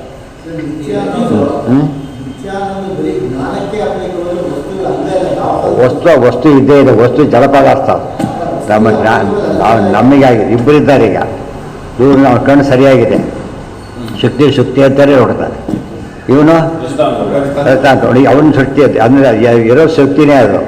ಇವನಿಗೆ ಸರಿಯಾಗಿ ಕಂಡಿದ್ರೆ ತಪ್ಪಾಗಿ ಕಂಡಿದೆ ಅಷ್ಟೇ ಹೊರತು ದೇವರಿದ್ದಾನೆ ಇಲ್ಲ ಅಂತ ಕಾಣುತ್ತಲ್ಲ, ಹಾಗೆ ಅದು ಇದಲ್ಲ, ಜ್ಞಾನದಕ್ಕೆ ಬಂದ ವಸ್ತುವಿನ ವ್ಯವಸ್ಥೆ ಹೊರತು ವಸ್ತು ಯಾಕೆ ಸತ್ಯ ಏನದು, ಅಲ್ಲಿ ದೊಡ್ಡ ಗಲಾಟೆ ಬರ್ತದೆ. ಇವನು ಶುರು ಮಾಡ್ತಾರೆ, ಇಲ್ಲ ಇಲ್ಲಿ ನೋಡಿದಾಗಿತ್ತಲ್ಲಿ ಗೊತ್ತಾಯ್ತಾ, ಆಮೇಲೆ ಇಲ್ಲ ಎಲ್ಲಿ ಹೋಯ್ತು ಬಂದೆ ಆಗಿಲ್ಲ. ಇಲ್ಲೂ ಸುಧಾರಣೆ ಓದಬೇಕೆಲ್ಲ ನೀಟಾಗಿ ಬಿಡಿಸ್ತಾರೆ ಆಚಾರ ಹೇಳಿದ್ದಾರ. ಅಲ್ಲಿ ಶುಕ್ತಿ ಇದೆ. ಇವನು ವಾದ ಏನು ಅಂದರೆ ರಹಿತ ಅಂತ ಕಾಣಿಸ್ತು, ಆಗ ರಹಿತ ಬಂದಿತ್ತಲ್ಲಿ ಅಂತ ಹೇಳ್ತಾರೆ. ಮತ್ತೆ ಚಪ್ಪಾಳೆ ಹಾಕೊಂಡು ಹಾಕಿಬಿಡ್ತಾರೆ. ಅಲ್ಲ, ಒಬ್ಬರಿಗೆ ಕಾಣಿಸ್ತಾ ಇದೆ ಶುಕ್ತಿಯಲ್ಲಿ, ಇವನಿಗೆ ಕಾಣಿಸ್ತಾ ಇಲ್ಲ. ಏನು ಬಂದಿದ್ರೆ ಇವನಿಗೂ ಕಾಣಿಸ್ಬೇಕಾಗಿತ್ತು. ರಹಿತ ಬಂದಿದ್ದರೆ ಎಲ್ಲರಿಗೂ ಕಾಣಿಸ್ಬೇಕದು. ಇದೇ ಇಂಥ ಪ್ರಶ್ನೆ ಕೇಳಿದಾಗ ಸಿಟ್ಟಾಗ್ಬಿಡ್ತಾರೆ, ಕೇಳಬಾರ್ದು. ಅದು ಸರಿಯಾಗಿ ಯೋಚನೆ ಮಾಡಿದರೆ ಆಚಾರ್ಯ ಎಲ್ಲೂ ಕೂಡ ಇದು ಬರೋದಿಲ್ಲ. ಸಿಂಪ್ಲೆಸ್ಟ್ ಇದು ಸೆಂಟೆನ್ಸು, ಕ್ಲಿಯರ್ ಸ್ಟೇಟ್ಮೆಂಟ್ಗಳು, ಎಲ್ಲೆಲ್ಲೂ ಗೊಂದಲಕ್ಕೆ ಅವಕಾಶನೇ ಇಲ್ಲ. ಅದನ್ನು ನಾವು ಮಾಡ್ಕೊಂಡು ನಮ್ಮ ತಪ್ಪಾಗುತ್ತೆ ಅಷ್ಟೆ. ಸರಿಯಾಗಿ ಕೊಟ್ಟಿದ್ರು ಗಂಟು ಹಾಕೋಬಿಟ್ಟು ಏನು ಮಾಡ್ಬೇಕು ಅದಕ್ಕೆ?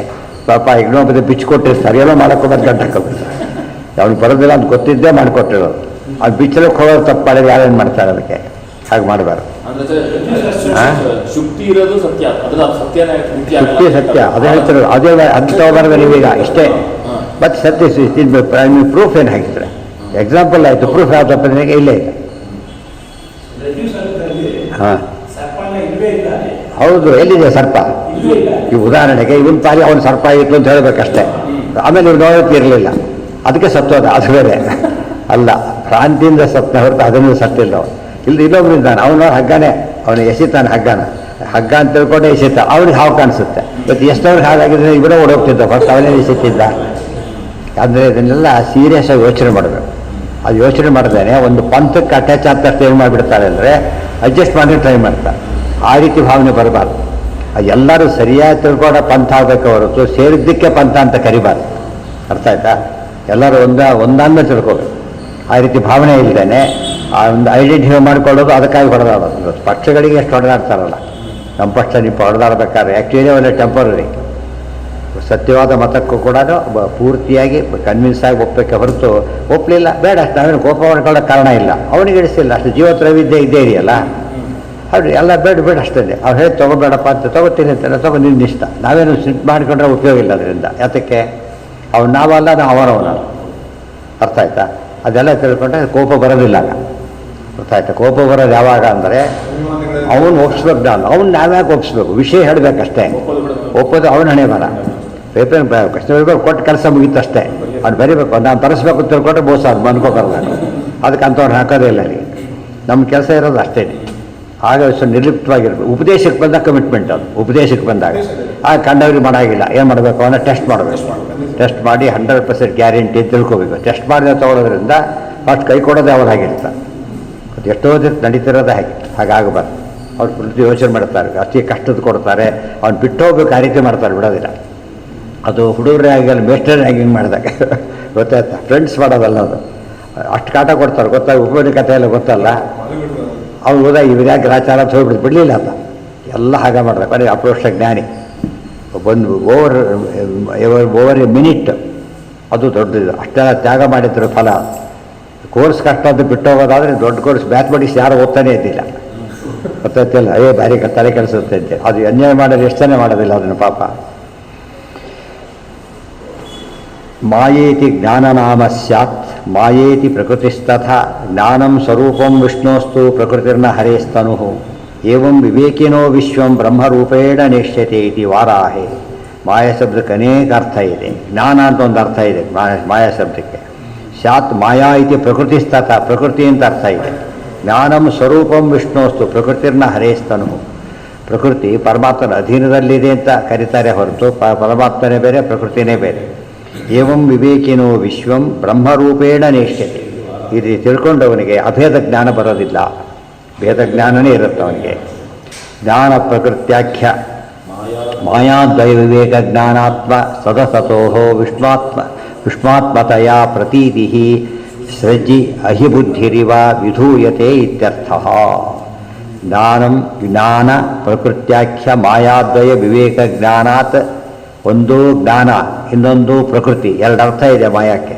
ಅಲ್ಲಿ ಯಾವುದು ಮಾಯೆ ಯಾವುದು ಜ್ಞಾನ ಅಂಬುದು ಸರಿಯಾಗಿ ನಾವು ತಿಳ್ಕೊಂಡಿರಬೇಕು. ಆ ಜ್ಞಾನ ಇರಬೇಕು. ಸದಸತೋಹೋ ವಿಷ್ಣಾತ್ಮತೆಯ ಪ್ರತೀತಿ. ಸತ್ ಮತ್ತು ಅಸತ್ತುಗಳಿಗೆ ವಿಷ್ಣುವೇ ಅಂತಕ್ಕಂಥ ಭ್ರಮೆ ಬರುತ್ತಲ್ಲ, ಯೋಚನೆ ಮಾಡಬೇಕು. ಎಲ್ಲಿ ಯಾವ್ಯಾವುದ್ರಲ್ಲಿ ತಪ್ಪಿದೆ ಸರಿಯಾಗಿ ಯೋಚನೆ ಮಾಡಿದರೆ ಅದು ವಿವೇಕ ಅಂತ ಕರೀತಾರೆ. ಸಾಮಾನ್ಯ ಕೊಡೋದೇನು, ಎರಡೇ ಒಂದೇ ಇರುತ್ತೆ. ತೋರಿಸ್ತಿರ್ತಾರೆ ಚಿತ್ರ ಎರಡು ಒಂದೇ ರೀತಿ ಇರುತ್ತೆ. ಒಂದು ವ್ಯತ್ಯಾಸ ಇದೆ, ಹುಡುಕಿ ಅಂತ ಕೊಡ್ತಾರೆ, ಗೊತ್ತಾಯ್ತಾ? ಒಂದು ವ್ಯತ್ಯಾಸ ಇದೆ, ಹುಡುಕಿ. ಸಾಮಾನ್ಯ ನೋಡೋದಕ್ಕೆ ಕನಸು ತಕ್ಷಣ ಕಾಳಾಗಿದ್ದರೆ ಎಲ್ಲರೂ ಸೇರಿರುತ್ತೆ. ನೋಡೋದಕ್ಕೆ ಒಂದೇ ರೀತಿ ಇರುತ್ತೆ, ಒಂದು ಚೂರು ಸಾರ ಅದು ಯಾರಿಗೆ ಸೂಕ್ಷ್ಮ ದೃಷ್ಟಿ ಇರಬೇಕು, ಎಲ್ಲರಿಗೂ ಕಾಣೋದಿಲ್ಲ. ಪಂಚಭೂತಾತ್ಮಕಂ ದೇಹಂ ವಿಷ್ಣೋ ಪಶ್ಯಂತಿ ಅಯೋಗಿನಃ ತಥಾನ ಯೋಗಿರಾದ್ಧಾಂತೋ ಜ್ಞಾನಂ ದೇಹೋ ಯಥೋ ಹರೇಃ ಇತಿ ಷಾಡ್ಗುಣ್ಯೆ. ಪಂಚಭೂತಾತ್ಮಕಂ ದೇಹಂ ವಿಷ್ಣೋ ಪಶ್ಯಂತಿ ಅಯೋಗಿನಃ. ಅಯೋಗಿಗಳು ಅಂದರೆ ತಿಳುವಳಿಕೆ ಇಲ್ಲದಿರತಕ್ಕಂಥ ಜನ ಪಂಚಭೂತಾತ್ಮಕಂ ದೇಹಂ ವಿಷ್ಣು. ದುರ್ಯೋಧನ ಏನು ತಿಳ್ಕೊಂಡ? ಕೃಷ್ಣನ ಕಟ್ಟಿ ಹಾಕ್ಬೋದು ನಾನು. ಅರ್ಥ ಏನದಕ್ಕೆ? ಅವನ ದೇಹ ನಮ್ಮಂಥ ದೇಹ ಅಂತ ತಿಳ್ಕೊಂಡ. ಮತ್ತು ಆಕಾಶ ಕಟ್ಕೊಂಬಂತ ಒಂದು ಬ್ಯಾಗ್ ಕೊಟ್ಟು ಹೇಗಿರ್ತದೆ? ಬ್ಯಾಗ್ ಕೊಟ್ಟು ಆಕಾಶ ಕೊಟ್ಟು ಸ್ಟ್ರಿಕ್ಟಾಗಿ ತೊಗೊಂಡ್ಬಿಡೋಕೆ ಅಂತ ಏನು ತರ್ತೀನಿ ಅಂತ ಹೇಳೋನು ಮೂರ್ಖ, ತೊಂದರೆ ಹೇಳೋನು ಮೂರ್ಖ. ಸಾಧ್ಯನೇ. ದುರ್ಯೋಧನ ಮೂರ್ಖತನ ಮಾಡಿದ. ಆಕಾಶ ಕಟ್ಟಕ್ಕೆ ಬರೋದಿಲ್ಲ. ಗಾಡಿ ಗುದ್ದೋದ? ಗುದ್ದಿನ ಏನಾಗುತ್ತೆ? ಬಟ್ ಇವನಿಗೆ ಬೇಡ. ಇವೆಲ್ಲ ಬೇಸಿಕ್ ಪ್ರಿನ್ಸಿಪಲ್ಸ್. ಅದನ್ನು ಅರ್ಥ ಮಾಡ್ಕೊಡೋದು ಏನು ಮಾಡ್ಕೊಂಡ್ರು ಅವರು? ಅವಜಾನಂತಿ ಮೂಢಾಹ ಮಾನುಷೀಂ ತನು ಮಾಶ್ರಿತ.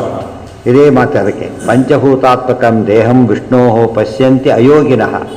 ಅದಕ್ಕೆ ಅವ್ರು ಏನಾಗ್ತಾರೆ? ಅವರೆಲ್ಲ ಮೋಹಾಶ, ಮೋಹಕರ್ಮಾಣ, ಮೋಹಜ್ಞಾನ, ವಿಚೇತಸ ಎಲ್ಲ ಹಾಳು ಮಾಡ್ಕೊಂಡ್ಬಿಡ್ತಾರೆ. ನಾ ತಥಾ ನ 10 ಕೋಟಿ ನಿಸ್ಕೊಂಡ ಚೇಂಜ್ ಕೊಡಬೇಕಾಗಿತ್ತು. 2,000 ರೂಪಾಯಿ ನೋಟ್ ಕೊಟ್ಟ. ಅವನೇನು ಕೊಟ್ಟ? 2,500 ಕೊಟ್ಟ. 2 ಕೊಟ್ಟ. ಗೊತ್ತಾಯ್ತಾ? ಏನು ಕಳ್ಕೊಂಡ? ಇವಾಗ 1,000 ರೂಪಾಯಿ ಕಳ್ಕೊಂಡ. ಯಾಕೆ? ಬಂದಿದ್ದು ಇನ್ವ್ಯಾಲಿಡ್. ಹಾಗಾಗತ್ತೆ. ಅದಕ್ಕೆ ಮೋಹಾಶ ಮೋಹಕರ್ಮಾಣ. ಅವ್ರು ತಿಳ್ಕೊಂಡಿದ್ದು ವೇಸ್ಟು, ಮಾಡಿದ್ದು ವೇಸ್ಟು, ತಿಳ್ಕೊಂಡು ಎಲ್ಲ ವ್ಯರ್ಥ ಆಗುತ್ತೆ. ಹಾಗೆ ಮಾಡಬಾರ್ದು. ವಿಚೇತಸ, ತಿಳುವಳಿಕೆ ಇಲ್ಲದವರು ಅಂತ ಅರ್ಥ ಅದಕ್ಕೆ. ತಥಾ ನಾ ಯೋಗಿರಾದ್ಧಾಂತ.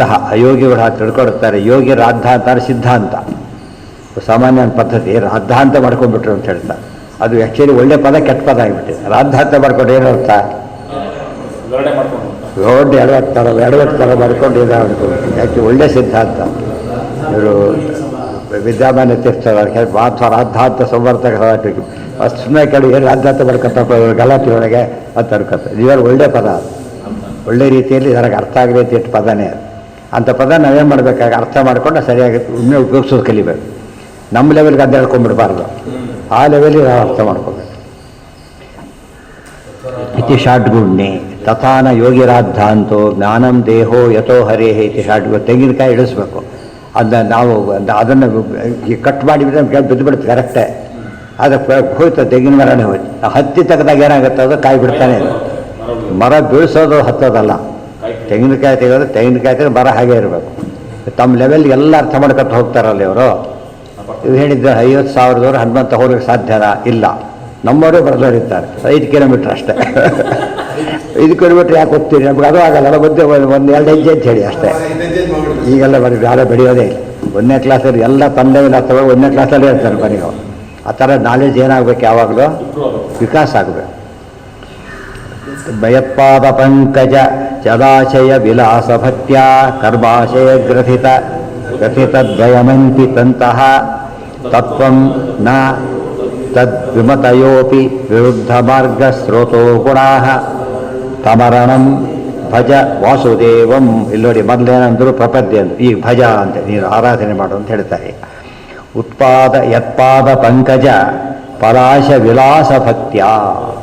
ಯತ್ಪಾದ ಪಂಕಜ ಪಲಾಶ ವಿಲಾಸ ಭಕ್ತ್ಯ. ಯಾರ ಪಾದಕಮಲದಲ್ಲಿ ಭಕ್ತಿಯಿಂದ ಇರ್ತಾನೆ. ಕರ್ಮಾಶಯ ಗ್ರಥಿತ ಗ್ರಥಯಂತಿ ಸಂತಹ. ಕರ್ಮದ ಬಂಧನ ಕಳ್ಕೊಂಡ್ಬಿಡ್ತಾರೆ. ದೇವರ ಪಾದದಲ್ಲಿ ಮನಸ್ಸಾಕೋದು ಅಂದರು ಒಂದೇ, ಕರ್ಮದ ಬಂಧನ ಕಳ್ಕೊಳ್ಳೋದು ಅಂದರು ಒಂದೇ. ತತ್ವಂ ನ ತದ್ವಿಮತಯೋಪಿ ವಿರುದ್ಧ ಮಾರ್ಗ ಸ್ರೋತೋ ಗುಣಾಃ. ಯಾರು ವಿರುದ್ಧ ಅರ್ಥ ಮಾಡ್ಕೊಂಡ್ಬಿಡ್ತಾರಲ್ಲ ಅವರು ತತ್ವ ತಿಳಿದವರಲ್ಲ ಅವರು. ನೀನು ಹಾಗೆ ಮಾಡಬೇಡ. ತಮರಣಂ ಭಜ ವಾಸುದೇವಂ. ಅರಣ ಅಂದರೆ ಶರಣ, ರಕ್ಷಕನಾದ ಪರಮಾತ್ಮನನ್ನು ನೀನು ಆರಾಧನೆ ಮಾಡು ಅಂತ ಹೇಳ್ತಾರೆ. ಇದೆಲ್ಲ ಯಾತಕ್ಕೆ ಅಂತ ಮುಂದೆ ಗೊತ್ತಾಗುತ್ತೆ. ಆತ ಯಜ್ಞ ಮಾಡ್ತಾ ಇರ್ತಾನೆ, ಭಾರಿ ಯಜ್ಞಗಳು ಮಾಡ್ತಾ ಇರ್ತಾನೆ. ಜ್ಞಾನಕ್ಕೆ ಒತ್ತು ಕೊಟ್ಟಿಲ್ಲ, ಬರೀ ಕರ್ಮಾಚರಣೆ ಮಾಡ್ತಾ ಇದ್ದಾನೆ.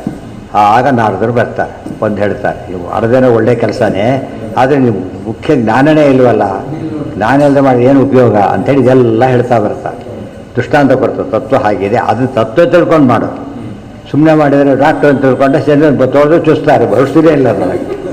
ಅವ್ನು ಯೂನಿಫಾರ್ಮ್ ಹಾಕ್ಕೊಂಡು ಕೊಡ್ತಾ ಇದ್ದ ಕೂತಿದ್ದಾರೆ ಅಷ್ಟೇ. ಹೇಳ್ತಾರೆ ಜನ ಕೊಂದು ಬಿಡ್ತೀವಿ, ಅಷ್ಟು ಮೈ ತುಂಬ ಗಾಯ ಮಾಡ್ತೀವಿ ಹೊರತು ಅದರಿಂದ ಏನಾಗೋದಿಲ್ಲ. ಔಷಧಿ ಕೊಡೋದಕ್ಕೆ ಮೀಡಿಯಾ, ಯಜ್ಞ ಅಂಬದು ದೇವರ ಪ್ರಶ್ನೆ ಮೀಡಿಯಾನೇ ಹೊರತು ಏನಂದ್ರೆ ಅದೇ ಇದಲ್ಲ. ಅಗ್ನಿನೂ ದೇವರಲ್ಲ, ಇದೂ ದೇವರಲ್ಲ, ಒಳಗೆಲ್ಲ ದೇವತೆಗಳಿದ್ದಾರೆ, ಅಲ್ಟಿಮೇಟ್ ದೇವರಿದ್ದಾರೆ. ಇದು ಅರ್ಥ ಮಾಡಿಕೊಂಡ್ರೆ ಮೆಕ್ಯಾನಿಕಲಿ ಮಾಡೋರಿಗೆ ಹೇಳ್ತಿದ್ದ. ಯಜ್ಞ ಬಿಡ್ಲಕ್ಕೂ ಹೇಳ್ತಾ ಇಲ್ಲ, ಮತ್ತೆ ಯಜ್ಞ ಬಿಡ್ಲಕ್ಕೂ ಹೇಳ್ತಾ ಇಲ್ಲ. ಯಜ್ಞ ಅರ್ಥ ಮಾಡ್ಕೊಂಡು ಮಾಡಾಗ ಯಾರು ಇಂಥವನಿದ್ದ ಅವನಿಗೆ ತಲುಪಬೇಕು ಅಂತ ಆಗಬೇಕೆ ಹೊರತು ಎಲ್ಲೋ ಡೆಡ್ ನೀಟಾಗಿ ಬರದ ಎಲ್ಲೋ ಬಾಕ್ಸ್ ನೋಡಿ ಒಳ್ಳೆ ಬಾಕ್ಸ್ ಕಾಣುತ್ತೆ ಹಾಕೋಗ್ಬಿಟ್ಟು ಅಷ್ಟೇ. ಅದು ಪೋಸ್ಟ್ ಬಾಕ್ಸೇ ಅಲ್ಲ ಹೊರತು ಅದು ತಿಳುವಳಿಕೆ ಬೇಕಲ್ಲ ಅವರಿಗೆ. ರೆಡ್ ಕಾರ್ಡ್ ಆಗಲ್ಲ, ಪೋಸ್ಟ್ ತಿಳ್ಕೊಂಡ್ಬಿಡುತ್ತೆ. ಎಷ್ಟು ಭ್ರಮೆ ತುಂಬಾ ಜನ ಆಗಿದ್ವಿ, ದಿನ ಬೆಳಗಾರ ಬರೋದಿಲ್ಲ. ಬಂಡಿ ಡಬಲ್ ಮಾಡ್ತೀವಿ ಹೇಳ್ಕೊಂಡು ಇರೋದನ್ನು ಕಳ್ಕೊಂಡೋಗಿದ್ದಾರೆ. ಅವ್ನು ಕೊಟ್ಟ ಯಾವುದೋ ಮೋಸ ಮಾಡಿ ತೋರಿಸ್ದ. ಇವನೇನು ಮಾಡಿದ, ಇರೋ ಏನು ತಂದ, ಪಕ್ಕದ ಬಂದು ಎಲ್ಲ ತಂದು ಅಷ್ಟು ಕೊಟ್ಟು ತಗೊಂಡೋಗ್ತಾ ಯೋಚನೆ ಮಾಡೋದು ಎಲ್ಲಿಂದ ಬಂತಿದ್ದು, ಸಾಧ್ಯನಾ? ಅದು ಜ್ಞಾನ ಬೇಕಾದ್ರೆ. ದ್ವಿಮತಯ ಅಂದರೆ ಎರಡು ಜ್ಞಾನ ಇರೋರು ಅಂದರೆ ಸಂಶಯ. ಜಗತಿ ಭಗವತಿ ಚ ಪ್ರತೀತಿಯುಕ್ತ ಅಪಿ ಭಕ್ತಿ ವಿಶೇಷ ತತ್ವ ನ ಉದ್ಗ್ರಥಯಂತಿ. ದ್ವಿಮತಿಗಳು, ಇದು ಅದು ದ್ವಿಮತಿ, ಇದು ಅದು.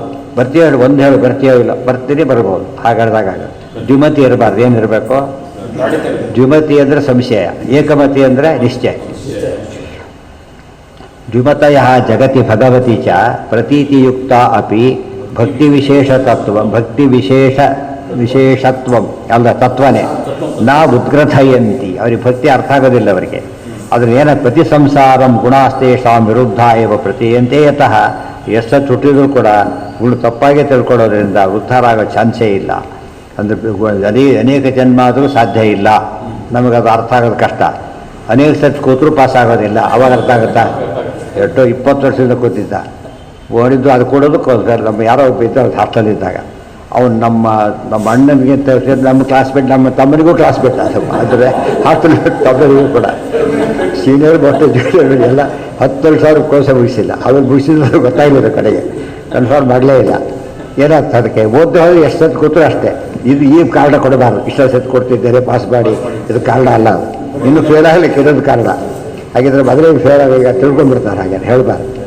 ಇದೆಲ್ಲ ಯೋಚನೆ ಮಾಡಿದರೆ ಅಂಥ ತಪ್ಪು ತಿಳುವಳಿಕೆ ಎಷ್ಟು ಸರ್ತಿನೂ ಹೋಗೋದಿಲ್ಲ. ಸ್ವರೂಪದಲ್ಲೇ ಕುತ್ಕೊಂಡ್ರೆ ಎಷ್ಟು ಸರ್ತಿ ಮಾಡಿದರೂ ಸಾಧ್ಯ ಇಲ್ಲ. ಇದೆಲ್ಲ ಜೀವಭೇದ ಇಲ್ಲದೆ ಹೋಗಿದ್ದರೆ ಸರಿಯಾಗಿ ತಪ್ಪಾಗಿ ತಿಳ್ಕೊಬೇಡ, ಸರಿಯಾಗಿ ತಿಳ್ಕೊಂಡವರು ತಪ್ಪಾಗಿ ತಿಳ್ಕೊಂಡವರು ಮಾತು ಬರ್ತಾನೆ ಇರಲಿಲ್ಲ. ಜೀವ ಭೇದ ಇದ್ದಿದ್ದು ಆಗೋದು. ಇದು ಪಾಸ್ ಆಗೋರು ಫೇಲ್ ಆಗೋರು ಗುಂಪು ಮಾಡಿಬಿಟ್ರೆ ಭೇದ ಒಪ್ಕೊಳ್ಬೇಕಲ್ಲ. ಆಗ ಭೇದ ಅಂದರೆ ಎಲ್ಲರೂ ಪಾಸು ಇಲ್ಲ ಫೇಲ್ ಅಷ್ಟೇ. ಅಂದರೆ ಪ್ರತಿ ನಮ್ಮ ವ್ಯವಹಾರದಲ್ಲೂ ಏನಿರುತ್ತೆ, ಭೇದ ಜ್ಞಾನದಲ್ಲಿ ಮಾತಾಡಲಿಕ್ಕೆ ಸಾಧ್ಯ ಇಲ್ಲ. ಭೇದ ಜ್ಞಾನ, ತಾರತಮ್ಯ ಜ್ಞಾನ ಪ್ರತಿಯೊಂದು ಇದೆ. ನಾವು ಭೇದ ಕ್ರಿಯೇಟ್ ಮಾಡಬಾರ್ದು, ಇರೋದನ್ನು ಅಕ್ಸೆಪ್ಟ್ ಮಾಡಬಾರ್ದು. ತಾರತಮ್ಯ ಇರೋದನ್ನು ಒಪ್ಪಬೇಕೆ ಹೊರತು ಏನು ಮಾಡಿಕೊಡೋದು ಇದು ಮಾಡೋಕ್ಕೆ ಹೋಗಬಾರ್ದು. ದ್ವಿಮತಯ ಜಗತಿ ಮಾತರಿಶ್ವೇವ ಸರ್ವಾತ್ಮ ಬಲೇನ ಮಹತೌಜಸ ಅವಿಷಹ್ಯತೆಯ ದೇವೋ ಭಗವಾನ್ ಭೂತರಾಡಿವ. ಮಾತರಿಶ್ವೇವ ಸರ್ವಾತ್ಮ, ಮಾತರ್ಮೇ ಮಾತರಿಶ್ವ ದೃಷ್ಟಾಂತ ಕೊಡ್ತಾರೆ. ಮಾತರಿಶ್ವ ಇವ ಸರ್ವಾತ್ಮ ಬಲೇ ಸ್ವಾಮಿನ್ ಸರ್ವಾಂತರಾತ್ಮನ್ ಬಲೇನ ಮಹತೌಜಸ ಅವಿಷಹ್ಯತೆಯ ದೇವೋ ಭಗವಾನ್ ಭೂತರಾಡಿವ. ಪರಮಾತ್ಮ ವಾಯುದೇವರಂತೆ ಎಲ್ಲ ಕಡೆ ವ್ಯಾಪಿಸಿದ್ದಾನೆ. ನಮಗೆ ಆ್ಯಕ್ಚುಲಿ ದೇವರು ವ್ಯಾಪಿಸಿರೋದು, ವಾಯುದೇವರಿಗೆ ಕಡಿಮೆ. ಅದು ನಮಗೆ ಗೊತ್ತಿರೋದು ಯಾವುದು? ನಾವು ಸಮುದ್ರ ದೊಡ್ಡದೋ ಕೆರೆ ದೊಡ್ಡದೋ? ನಾವು ಹೇಳೋದೇನೋ ಸಮುದ್ರ ಹೇಗಿರುತ್ತೆ, ದೊಡ್ಡ ಹೇಗಿರುತ್ತೆ ಅಂತ ಅರ್ಥ ಸಂಬಂಧ ಇಲ್ಲ. ಬಟ್ ನಮ್ಗೆ ಗೊತ್ತಿರೋದನ್ನು ಹೇಳಬೇಕಲ್ಲ. ಮತ್ತು ವಾಯು ನಮಗೆ ಅನುಭವ ಬಂದಿದೆ ಜೀವನದಲ್ಲಿ, ದೇವರ ಅನುಭವ ಬಂದಿಲ್ಲ. ವಾಯುದೇವರ ಅನುಭವ ಬಂದಿದೆಯಲ್ಲ, ವಾಯುದೇವರಿಗಿದು ದೊಡ್ಡ ವ್ಯಾಪ್ತಿ ಪರಮಾತ್ಮ ಹೊಂದಿದ್ದಾನೆ ತೋರಿಸ್ಬೇಕಲ್ಲ. ಬಲೇನ ಮಹತಾ ಓಜಸ ಅವಿಷಹ್ಯತೆಯ ದೇವ. ಯಾರೋ ತಡ್ಕೊಳ್ಳೋಕ್ಕೆ ಸಾಧ್ಯ ಇಲ್ಲ ದೇವರನ್ನು. ಭಗವಾನ್ ಭೂತರಾಡಿವ. ಇನ್ನೊಂದು ದೃಷ್ಟಾಂತ, ಭೂತರಾಟ್ ರುದ್ರದೇವರಂತೆ. ಹಾಗೆಲ್ಲ ಅರ್ಥನೂ ಬರುತ್ತೆ. ಒಂದು ಕಡೆ ಅವರ ದೃಷ್ಟಾಂತ, ಇನ್ನೊಂದು ಇವರು ದೃಷ್ಟಾಂತ. ನೈಜ ಭೂತಪತಿ ಅಂತ ಹೆಸರು ಮುಖ್ಯವಾಗಿ ರುದ್ರದೇವರಿಗೆ. ಅವರ ಶಿಷ್ಯರೆಲ್ಲ ಭೂತಗಣಗಳು. ನೈಜ ಸರ್ವಗುಣೋತ್ಕರ್ಷ ಸರ್ವೇಭ್ಯೋ ಮಹದುಚ್ಯತೆ ಇತಿ ಶಬ್ದ ನಿರ್ಣಯೇ. ಮಹತ್ವ ಅಂತ ಕರೆದರು. ಯಾರು ಮಹತ್ವ ಅಂತ ಎಲ್ಲದಕ್ಕೂ ಕರಿಬಾರದು. ಯಾವುದಕ್ಕೆ ಕರಿಬೇಕು? ಅದು ನೈಜ ಸರ್ವಗುಣೋತ್ಕರ್ಷ. ನ್ಯಾಚುರಲ್ ಸರ್ವಗುಣ ತುಂಬಿರಬೇಕು. ಅದನ್ನೇಂತ ಕರೀತಾರೆ? ದೊಡ್ಡದು ಅಂತ ಕರೀತಾರೆ. ಒಬ್ಬ ಸಾಲ ಮಾಡಿದ್ದಾರೆ ₹1,00,000. ₹1,00,000 ಸಾಲ ಮಾಡಿದ್ರೆ ಕೋಟ್ಯಾಧೀಶ ಅಂತಾರೆ. ಯಾರು ಕೋಟ್ಯಾಧೀಶ ಅಂತಾರೆ? ಕೊಟ್ಟವ್ರು ಅಂತಾರೆ, ಇಸ್ಕೊಂಡವ್ರಲ್ಲ. ಅರ್ಥ ಆಯ್ತು? ಇಸ್ಕೊಂಡಿದ್ರೆ ಅವನೇ ಕೋಟಿ ಇಸ್ಕೊತಿದ್ದ. ಅದಕ್ಕೇನೆ ಪದ ಉಪಯೋಗಿಸ್ಬೇಕಾದ್ರೆ ನೈಜ ಸರ್ವಗುಣೋತ್ಕರ್ಷ ಆಗಬೇಕು. ಕೋಟಿ ರೂಪಾಯಿ ಇರೋನಲ್ಲ, ಇನ್ನೊಬ್ಬನಿದ್ದಾನೆ ಭಾರಿ ಶ್ರೀಮಂತ.